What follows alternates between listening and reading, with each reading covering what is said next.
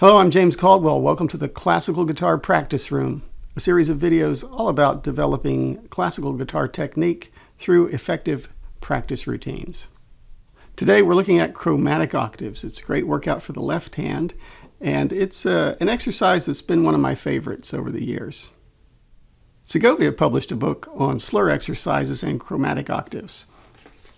It's this little folio right here. And the chromatic octaves appear just on the very last page. And there's something really odd in this publication. And that's that they're not printed in order. Somehow, the first line appears in the middle of the page, and the second line appears at the top, and the third line appears at the bottom. The clue to that is the fact that the middle line is the only one that has the 4/4 time signature. It also has the right hand fingerings indicated above it, so that clearly should be the top line of the page. I purchased this back in the early 2000s, and the only date I see in here, it says copyright 1970.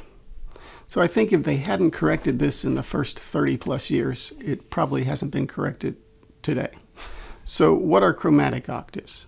Well, the chromatic part is a chromatic scale, meaning every note, E, F, F sharp, G, G sharp, A, and so on. And the octave is playing the octave above that lower note at the same time. So we start with the 6th string E, and we have an E on the 4th string at the 2nd fret. Then we play the F on the 6th string 1st fret, and we have F on the 4th string 3rd fret. F sharp comes next, that's 2nd fret of the 6th string, 4th fret of the 4th string. G is the 3rd fret 6th string and the open 3rd string. G sharp is the 4th fret of the 6th string and the 1st fret of the 3rd string. A, we get the open 5th string, 2nd fret 3rd string. A sharp, we have a 1st fret 5th string, 3rd fret 3rd string. B, we have the 2nd fret 5th string, the 4th fret 3rd string. C is the 3rd fret 5th string, 1st fret 2nd string. C sharp is the 4th fret 5th string, 2nd fret 2nd string. D is the open 4th string, 3rd fret 2nd string.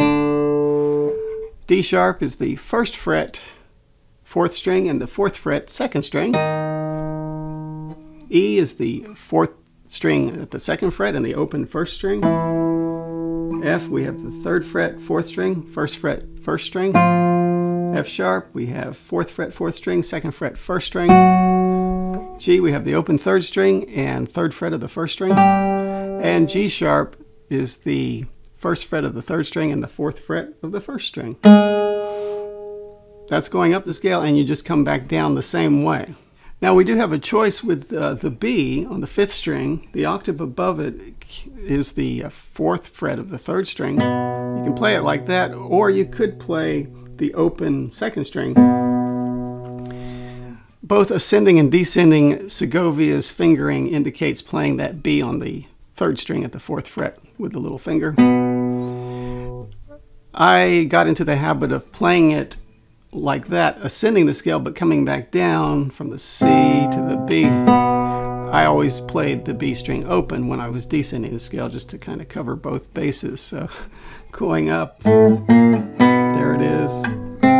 Coming down, there it is open. So the right hand fingering Segovia has here, I-M, I-M, M-I-M-I, A-M, A-M, M-A-M-A. That's all fine. It doesn't really matter so long as you do alternate consistently. If you just did I-M, that's great. The point of this exercise is to work out the left hand, but we always want to make sure that the right hand's doing something that makes sense, so that we can instill a good habit of alternation, whether it be I-M, M-I, A-M, or M-A. Now this exercise can be quite difficult at first, especially if you're not familiar with all the notes in the first position. You really need to have those memorized so that you can easily find the octave pairs. Secondly, notice that we're keeping the left hand in first position, and we're using whatever finger is laying over the fret. So we never shift or reach for a note. It's always whatever's directly under the finger. Whatever fret we're playing, that's the finger we're playing. Now if you're new to this, I suggest that you stagger the notes a little bit, separate them. so that you can hear that you're fretting a good clean note, the octave above the lower one. They're both coming out nice and clean, loud and clear.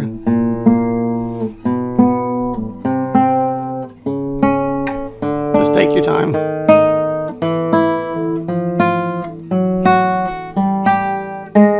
Even descending.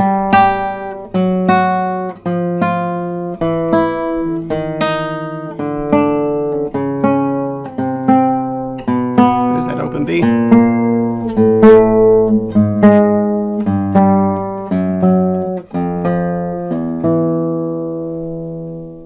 That's a good way to learn it, is to play it nice and slow and to separate the notes. The challenge then is to play it rather quickly and not to miss any notes.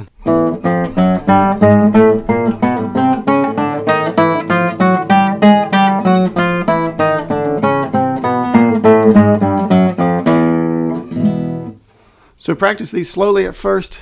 Try and get your alternation down, even if it's just I-M. If you start with the I finger, when you descend, you should end up on the I finger as well. Try staggering the notes first and then play them in unison. And just work it till it becomes relatively effortless. Well, that's it for today, chromatic octaves. Practice these, work them out, develop that left hand technique, and be sure that you're maintaining good habits in your right hand at the same time. Thanks for joining me today in the Classical Guitar Practice Room, and stay tuned for more episodes. I've been James Caldwell. Thanks for watching.